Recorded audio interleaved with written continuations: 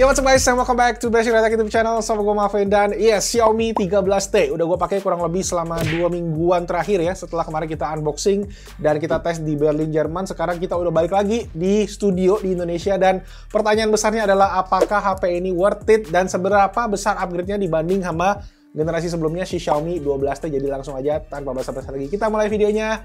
Let's go.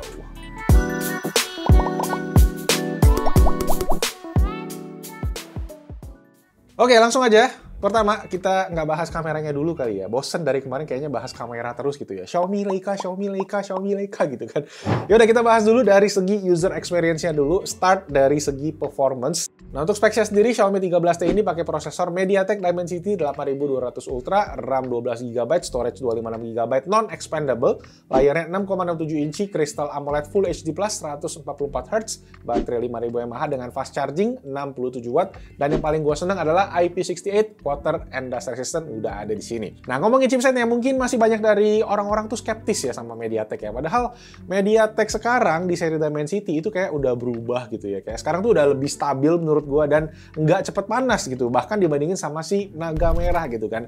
Jadi jangan langsung kayak denger kalau anggapan kalau MediaTek itu jelek gitu. Sotrikaan lah, masa itu udah jadul, udah lewat gitu. Nah, bukan gue ngebelain, tapi memang itu faktanya. Jadi gue cuma pengen ya sharing-sharing edukasi aja.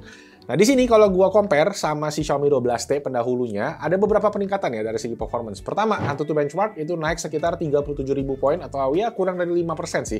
Kecil memang, tapi pas di compare di Geekbench yang memang pure ngukur si CPU performance aja, kenaikannya ya lumayan lah, cukup signifikan. Itu single core naik 100 poin dan multi-core juga sekitar 200-an poin. Jadi buat pemakaian sehari-hari sih, gue sendiri nggak ada komplain ya. Ini gesit dan RAM 12GB yang gede, itu kerasa optimal ketika kita buka banyak aplikasi di background. Lanjut, buat gaming pastinya ya. Gue lihat sih udah banyak teman-teman tech reviewer yang udah ngebahas ngetesin game mobile kayak PUBG, Genshin Impact, Mobile Legends. Jadi di sini kita tesnya aspek lain ya, yaitu games edisi emulator ala Basic.tech lah kita bisa bilang. Nah, di sini gue udah tes ya beberapa emulator, ada Aether SX2 buat PS2, ada Yuzu sama ada Dolphin ya. Nah, di sini gue udah masukin ROM-nya aja. Gue nggak setting aneh-aneh, cuma setting resolusi aja buat ngukur performance-nya. Pertama kita mulai dari game PS2 lewat Aether SX2, ada game God of War 2 dan hasilnya full speed up to resolusi 3x atau itu di Full HD ya, jadi udah aman banget. Sama halnya buat game lain kayak GTA San Andreas sampai Downhill Domination itu lancar 3x full speed.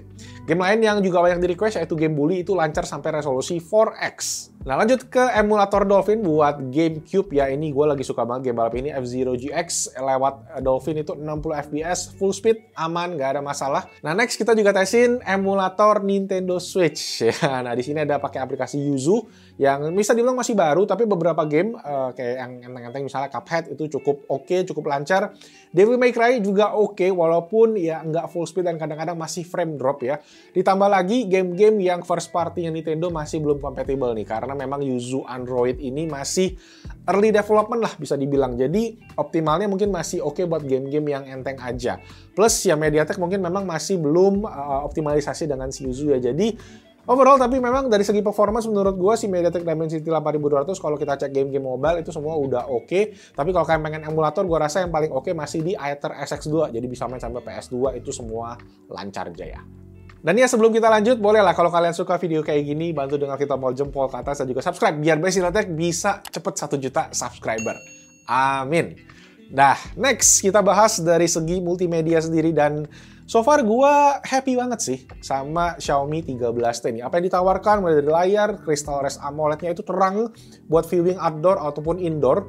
Klaimnya Xiaomi sih bisa up to 2600 nit, yang mana dari segi angka tuh tinggi banget. Gue sering nggak punya alat ukuran, tapi pas gue compare sama generasi sebelumnya Xiaomi 12T memang kerasa banget improvement yang signifikan ya. Dari segi keterangan, dari segi warna ini lebih netral, lebih akurat. Nah, buat konsumsi konten sendiri, yang gue notice adalah speakernya ini juga berasa overall lebih bagus ya. Bassnya lebih berasa, lebih bulat, dan clear juga di volume yang medium. Cuma di volume tinggi cukup kerasa getarannya gitu ya. Bukan distorsi, kayak yang di 12T itu agak pecah di volume tinggi. Di sini geter gitu ya di bagian belakangnya. Dan satu hal lagi, seperti yang gue bilang, yang gue paling appreciate, IP68 waterproof itu udah ada karena ya gue tuh termasuk yang demen banget bawa HP sambil mandi gitu ya. Sampai gue ada stand HP gitu di WC biar gue bisa nonton sambil gue shower gitu, sambil gue mandi. Jadi buat gue fitur IP rating itu sebuah kebutuhan. Nah di luar itu sendiri, motor getarnya juga kerasa enak buat ngetik dan berasa kayak kelas flagship lah.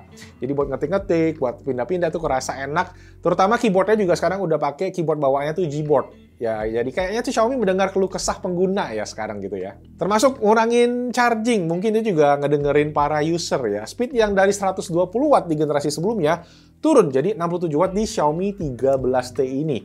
Dulu gue tuh inget ya pas awal si Xiaomi 12T keluar banyak yang bilang kalau charger 120 watt itu bikin takut meledak ya, takut rumahnya jepret lah dan sebagainya. Dan yang mungkin secara nggak langsung bisa ngefek ke baterai juga jangka panjangnya karena durasi charging memang jadi agak nambah dari sebelumnya cuma 20 menit bisa full, ini jadi sekitar 2 kalinya 40 menit. Tapi yang 40 menit sendiri buat standar hari ini masih tergolong oke kok gitu. Dan dari segi keawetan baterai menurut gue ya gue nggak notice perbedaan signifikan dari generasi sebelumnya. Harusnya ya aman buat seharian dengan screen on time. Kalau medium heavy mungkin 5-6 jam.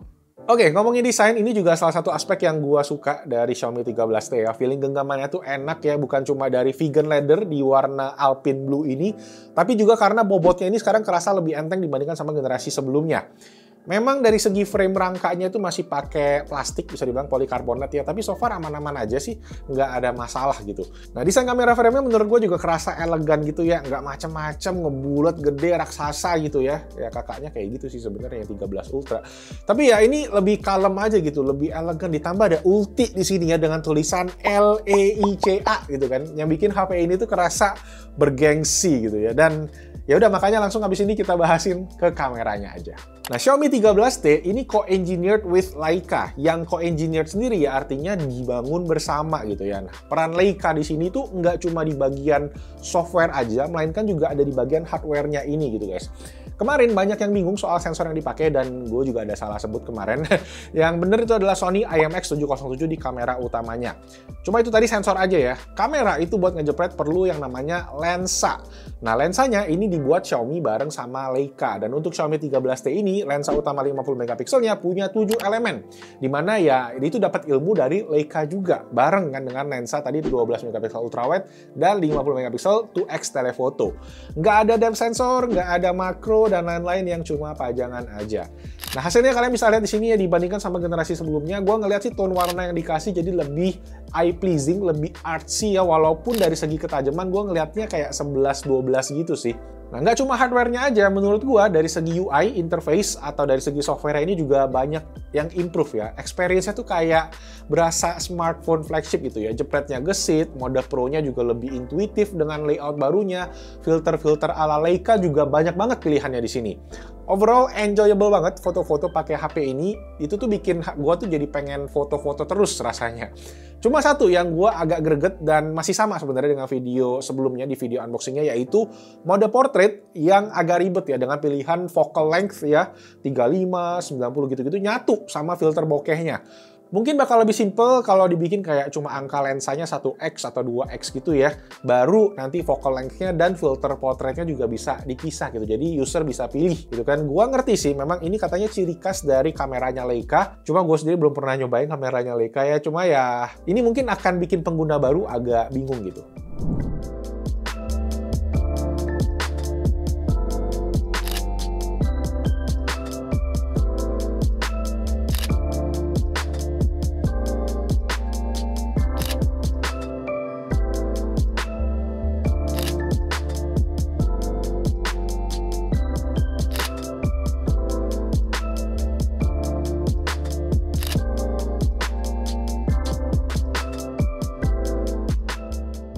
Oke guys, ini dia untuk kualitas kamera depan ya dari Xiaomi 13T untuk videonya, dan sayangnya ini resolusinya cuma 1080p 30 fps, jadi belum bisa 4K. Mungkin itu salah satu downside utamanya. Cuma yang menarik mungkin yang gue belum bahas di video adalah soal update nih ya, karena Xiaomi untuk pertama kali ya, Xiaomi Indonesia berani ngejamin update major softwarenya Android itu bisa 4 generasi ya, 4 tahun, dan software untuk security itu bisa sampai 5 tahun. Jadi ya, so far so good. Oke, sedangkan ini untuk kamera belakang ya.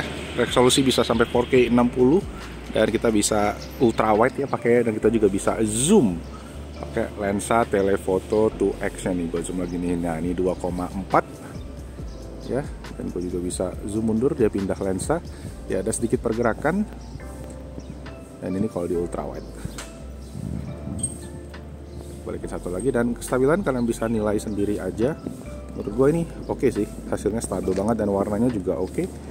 Ini gue memang kondisi lagi jam 10 pagi ya, jadi masih cukup terang.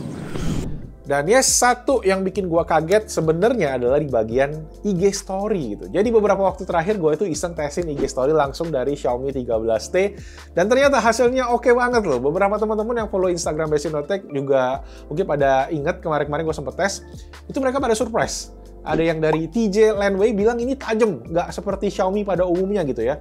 Rafli Muhammad juga bilang ini kirain iPhone. Sama juga kayak Abu Muats ini bilang kalau nggak dikasih tahu ini tuh dikira kamera iPhone gitu ya. Cuma memang di sini ada faktor penting juga katanya, yaitu koneksi internet di HP-nya juga mesti lancar biar foto atau video yang ke-upload ke IG Story itu nggak ke-kompres.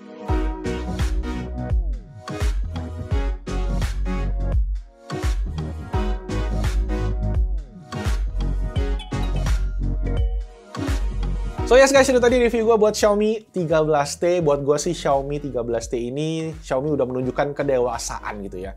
Nggak cuma berkolaborasi dengan nama gede kayak Leica, nggak cuma asal tempel aja, tapi mereka juga berhasil mengimprove user experience produknya secara keseluruhan. Memang nggak bisa dipungkiri kalau ada sedikit fitur yang dikurangin, yaitu di bagian chargingnya, tetapi selebihnya semuanya kerasa improve banget. Dengan harga 6,499 juta rupiah, menurut gue HP ini worth it sih. Bahkan banyak yang bilang lebih worth it dibandingkan saudaranya Poco F5 yang kemarin tuh menggemparkan pasar ya, dan itu harganya lebih murah padahal, dan sempet goib juga gitu. Dan buat brand-brand kompetitor sih ini mesti dipikirin lagi nih, strategi baru buat ngelawan Xiaomi 13T. Ya bakalan seru lah ke depannya. Gue sendiri bisa bilang daripada kalian beli iPhone bekas gitu ya 6 jutaan, mending beli ini aja gitu. Tapi ya balik lagi, gue pengen tahu juga pendapat kalian di kolom comment section di bawah. Mendang-mendingan aja di sana, kita diskusi bareng. Dan yes, kalau kalian suka videonya, bantu dengan klik tombol jempol ke atas, subscribe juga ke Besinotek. Dan yes, thank you so much guys for your time, and I'll see you guys on the next video. Ciao. Yes. Good job, Xiaomi.